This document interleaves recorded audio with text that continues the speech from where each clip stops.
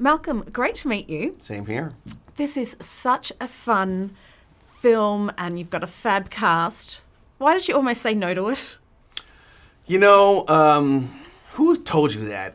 Yeah, I may have done some research. Yeah, that's fine. You know, here's what happened. I was coming off a very busy 2016, and I hadn't spent a whole lot of time with my family. I was looking forward to doing that and the rollout of Girls Trip. And so I wasn't ready to go back to work right away. And even, you know, when I got the script, I was like, boy, this needs some work. But, you know, the end result is good. I'm glad I did it. And my wife's still with me. And my kids have not disowned me. I've been locked out. So it's good. I mean, you know, it's just, you find energy that you didn't think you had. And, you put it together. Yeah.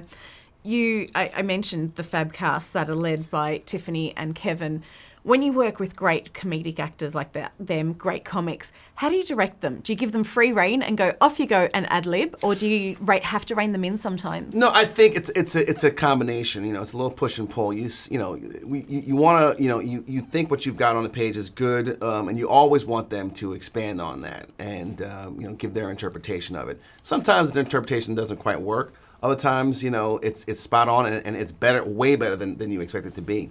That's why you cast really funny people, that will embody the characters and have their own kind of sense of humor that they can use on this other person's sense of humor, and that sometimes can be a great volley back and forth. So, you definitely give them the freedom to expand and do their thing. Tiffany's been around for a while, but it was Girls Trip that propelled her to the world's attention.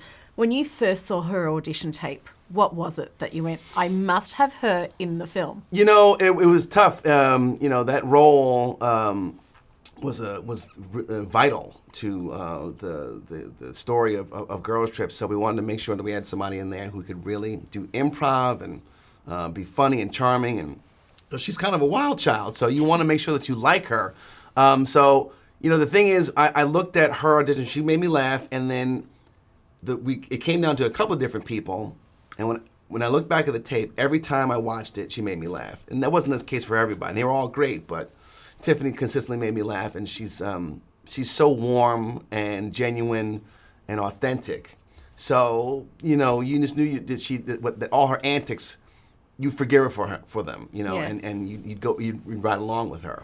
I watched Girls Trip again last night. I laughed, I cried.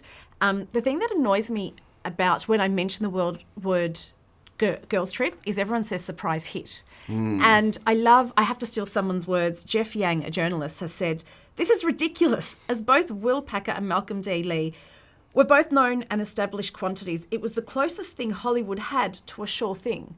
So after 20 years, after proving yourself in film and television, does it get frustrating that people go, oh, this was a surprise hit. He's now up there in Hollywood? I will say this. I think that Girls Trip for me, Will aside, was my biggest hit, personally.